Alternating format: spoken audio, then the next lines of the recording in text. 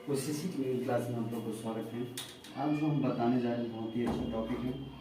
आज इस टॉपिक से रिलेटेड हम बात करेंगे। आप लोग देख रहे हैं यहाँ पे लिखा हुआ ट्रांसफार्मर, मतलब परिणामी। ट्रांसफार्मर का हिंदी होता है परिणामी। इसके बारे में आज हम डिटेल से पढ़ेंगे, एकदम पूरा फुल डिटेल्स में, और एक भी क्वेश्चन आप लोग को नहीं छूटेगा। हम फर्स्ट टाइम आज इस बोर्ड के माध्यम से हम फर्स्ट टाइम आए हैं और पढ़ाने चाहते हैं। आप लोग बहुत ही लाइक सपोर्ट करते रहिएगा। आज मैं बताने जा रहा हूँ ट्रांसफार्मर, और मेरा नाम प्रभास कुमार है। आई बिलोंग टू यू, मैं बरदाही, ठीक है। और अभी इतना ही रहने दीजिए, आगे बाद में पढ़ेंगे। तो आप लोग देख रहे हैं ट्रांसफार्मर और परिणामी। ट्रांसफार्मर का हिंदी होता है परिणामी। अब देखते हैं ट्रांसफार्मर एक ऐसा स्थिर डिवाइस होता है। देखते हैं गांव घर में लगा रहता है ट्रांसफार्मर, 2 पोल पे बैठाया जाता है ट्रांसफार्मर को। तो कौन सा डिवाइस? स्थिर डिवाइस है। तो ये ट्रांसफार्मर स्थिर डिवाइस है, ठीक है। डिवाइस या मशीन बोल सकते हैं, डिवाइस या मशीन बोल सकते हैं। और ये जो है, जो फ्रीक्वेंसी जो होता है, सप्लाई फ्रीक्वेंसी बदलने बिना, मतलब सप्लाई फ्रीक्वेंसी 50 हर्ट्ज होता है, तो 50 हर्ट्ज फ्रीक्वेंसी को नहीं बदलेगा। ओके, ये बदलने बिना मतलब नहीं बदलेगा ये फ्रीक्वेंसी, ठीक है। एसी वोल्टेज को घटा बढ़ा सकता है, मतलब एसी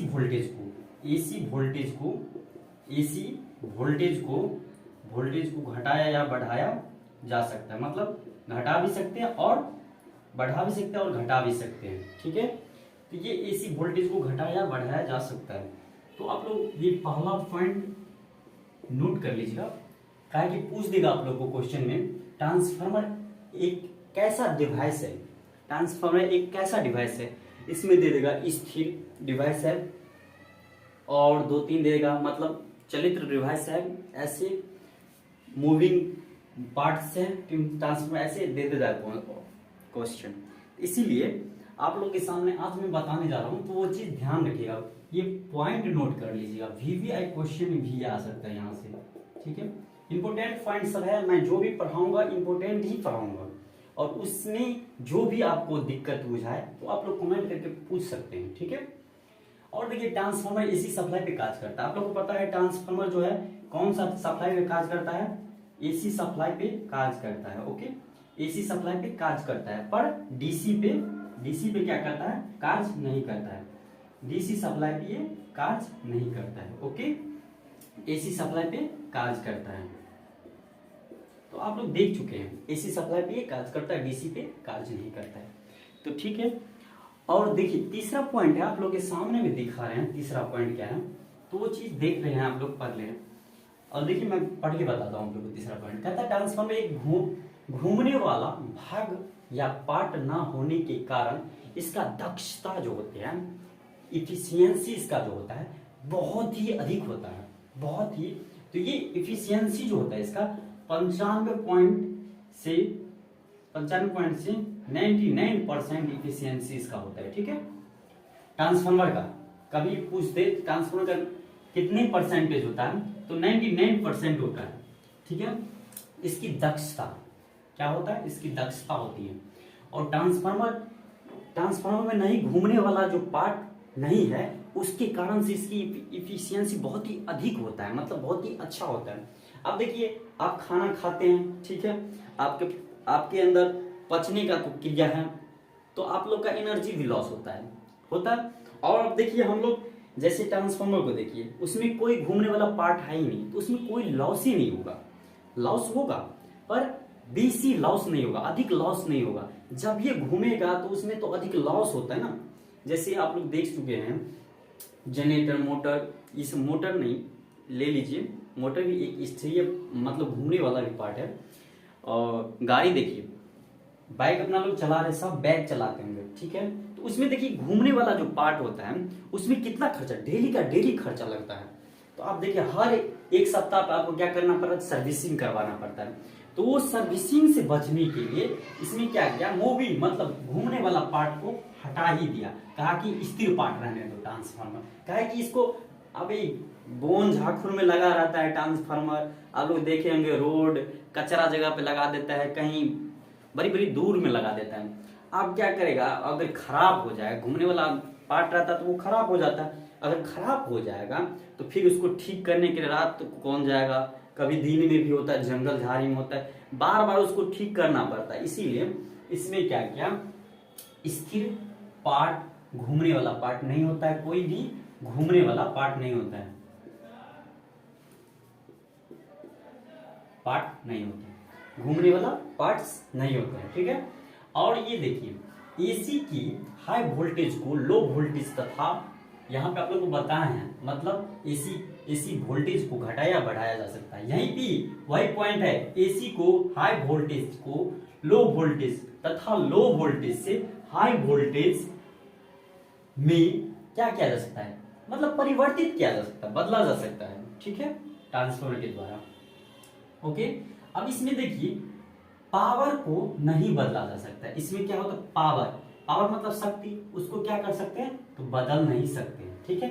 अब फ्रीक्वेंसी मतलब हर्ज, उसको भी हम नहीं बदल सकते, ठीक है। और ये पावर को भी हम नहीं बदल सकते हैं, किसमें, तो ट्रांसफार्मर में हम पावर को नहीं बदल सकते हैं, ठीक है। आप लोग समझ गए, बहुत ही अच्छा टॉपिक है, इससे क्वेश्चन आप लोग को टकराता ही है, ठीक है। पावर और फ्रीक्वेंसी को नहीं बदला जा सकता। ओके, अब देखिए यहाँ पे बोलता है स्टेप डाउन ट्रांसफार्मर सर्व स्टेशन पर प्रयोग किया जाता है। मतलब स्टेप डाउन ट्रांसफार्मर जो होता है, स्टेप डाउन ट्रांसफार्मर का प्रयोग कहाँ होता है, स्टेप डाउन ट्रांसफार्मर का प्रयोग जो होता है सर्व स्टेशन, मतलब सर्व स्टेशन के पास स्टेप डाउन ट्रांसफार्मर का यूज किया जाता है, यूज किया जाता है। ओके, स्टेप डाउन ट्रांसफार्मर का। अब देखिए कह रहा है तथा स्टेप अप ट्रांसफार्मर का जो यूज है, स्टेप अप ट्रांसफार्मर का, ट्रांसफार्मर है ये, ठीक है, ट्रांसफार्मर का जो यूज किया जाता है वो जनरेटिंग, मतलब जनरेटिंग जहां पे बिजली पैदा होता है ना, वहां पे कौन सा ट्रांसफार्मर का यूज किया जाता है, तो अप ट्रांसफार्मर का यूज किया जाता है। जनरेटिंग जहां होता है वहां पे, जनरेटर जहां पैदा होता है बिजली, वहां पे जो है स्टेप अप ट्रांसफार्मर का प्रयोग किया जाता है, ठीक है। वो भी एक स्टेशन ही पर होता है, ठीक है, वोल्टेज को बदलने के लिए किया जाता है। अब देखिए इससे आगे हम लोग पढ़ेंगे ट्रांसफार्मर का कोर क्या होता है, इस सब के बारे में सारा चीज पढ़ेंगे, ठीक है। तो ये देख लीजिए सर्व स्टेशन पे कौन सा ट्रांसफार्मर का प्रयोग किया जाता है, स्टेप अप ट्रांसफार्मर का कहाँ प्रयोग किया जाता है, ये सब तो अपना लोग पढ़ लिया। इससे आगे टॉपिक में पढ़ने जा रहे हैं हम लोग, आप लोग वेट कीजिए।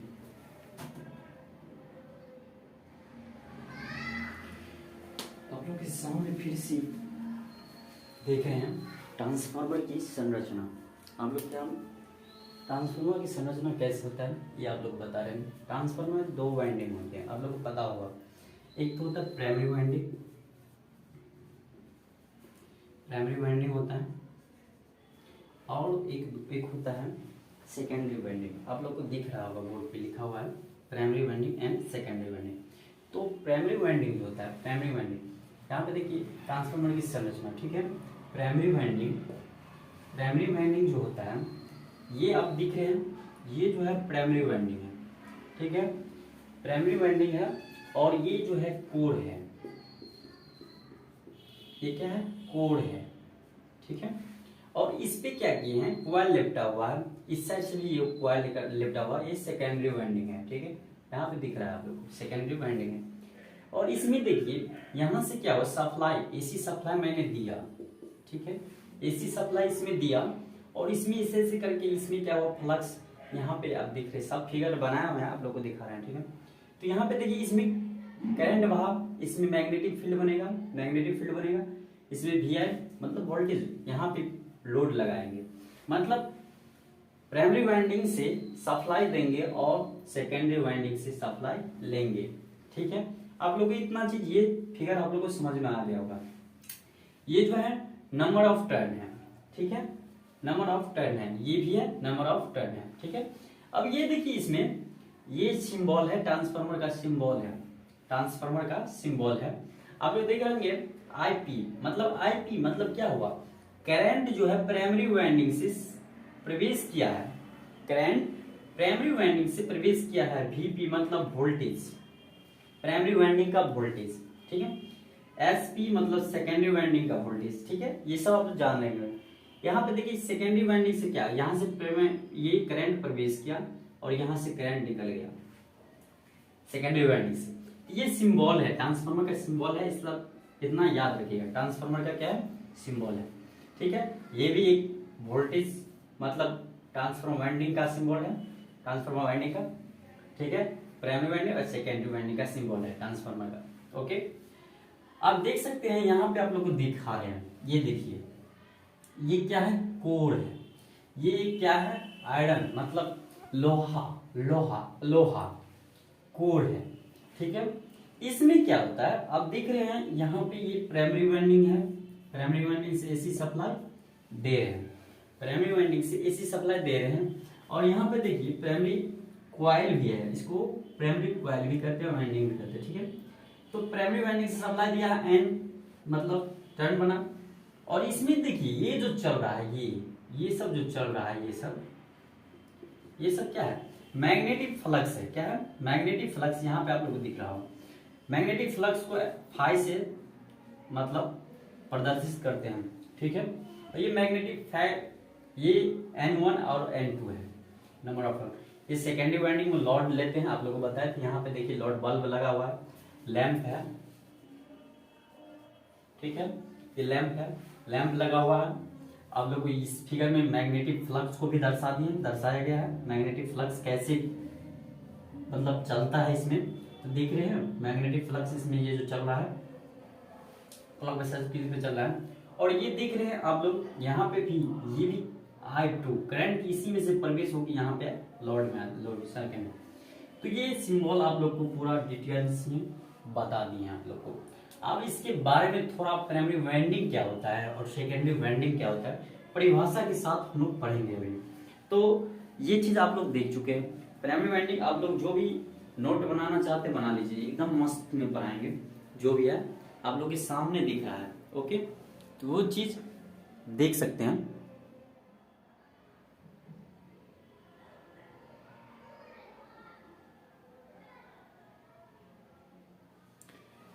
आप लोग देख रहे हैं जो बताने जा रहे हैं वो प्राइमरी वाइंडिंग और सेकेंडरी वाइंडिंग का परिभाषा है।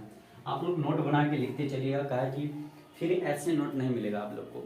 एक पे एक चीज बता रहे हैं और एक एक पॉइंट पे लेके चलेंगे। ट्रांसफार्मर A to Z एक भी क्वेश्चन मैं छोड़ने नहीं दूंगा। ट्रांसफार्मर से जो भी क्वेश्चन आता है सब A to Z मैं करूंगा। ट्रांसफार्मर का प्रीवियस ईयर का क्वेश्चन भी मैं करूंगा पूरा A to Z। जो भी क्वेश्चन पूछा गया है टेट से रिलेटेड में सारा चीज कर सकता हूँ, ठीक है। आप लोग के सामने में देखिए, जिस कुंडली मतलब होता है वाइंडिंग, ठीक है, में एसी सप्लाई दी जाती है। जिस कुंडली में एसी सप्लाई दी जाती है प्राइमरी क्वाइल या प्राइमरी वाइंडिंग कहलाती है। आप लोग को बताया है अभी, प्राइमरी क्वाइल या प्राइमरी वाइंडिंग कहलाती है। प्राइमरी वाइंडिंग का परिभाषा है। आप लोग देखिए द्वितीय वाइंडिंग, ये जो सेकेंडरी वाइंडिंग है, सेकेंडरी वाइंडिंग में क्या होता है, द्वितीय कुंडली कहलाता है। द्वितीय कुंडली ही कहलाता है, ठीक है। द्वितीय वाइंडिंग कुंडली द्वितीय वाइंडिंग कहलाता है, ओके। इतना ये चीज परिभाषा था, आप लोगों को समझ में आ गया होगा, मैं इतना रिक्वेस्ट कर सकता हूँ। तो ये जो है प्राइमरी वाइंडिंग कौन सा होता है ये भी देख लीजिए। सेकेंडरी वाइंडिंग फिगर से भी बता देता हूँ। आप लोग ये देख रहे हैं ये प्राइमरी है और इससे जो देख रहे हैं ये सेकेंडरी वाइंडिंग है, ठीक है। और ये आयरन है, कोर, ठीक। तो ये चीज में प्राइमरी वाइंडिंग और सेकेंडरी वाइंडिंग का परिभाषा है। आप देखिए हम बताए थे एसी सप्लाई इधर से देंगे, तो देखिए आप लोग को बता रहे एसी सप्लाई दीजिए प्राइमरी वाइंडिंग कहलाता है। जिस तरफ से एसी सप्लाई पड़ेगा वो प्राइमरी वाइंडिंग कहलाता है, प्राइमरी वाइंडिंग कहलाता है। और जिस साइड से हम सप्लाई लेते हैं या कोई बल्ब जलाने के लिए, क्या लोड लगाने के लिए, तो वो चीज जो है वो क्या कहलाता है, सेकेंडरी वाइंडिंग कहलाता है। तो यहाँ पे लॉर्ड या देने की बात नहीं होती, सेकेंडरी वाइंडिंग कहलाती है। जो सेकेंडरी कॉइल वो सेकेंडरी वाइंडिंग ही कहलाती है। ओके, तो ये चीज आप लोग को ये फिगर से भी समझ में आ गया होगा, आप लोग देख रहे हैं। और जो लाइक सब्सक्राइब नहीं किया उसी से टेक्निकल क्लास को कृपया कर लीजिए, ताकि ऐसे ऐसे आप रेगुलर आप लोग को वीडियो मिलेगा। और कोई नो फीस यूट्यूब चैनल है OCC टेक्निकल क्लास, उस पर जाके आप लोग को रेगुलर ऐसा ही वीडियो प्रोवाइड किया जाएगा। ओके, तो ये चीज आप लोग नोट करते चलिएगा, कहा कि ये चीज नहीं मिलेगा। जो मैं बता रहा हूँ बहुत ही बारीकी से बता रहा हूँ आप लोग को।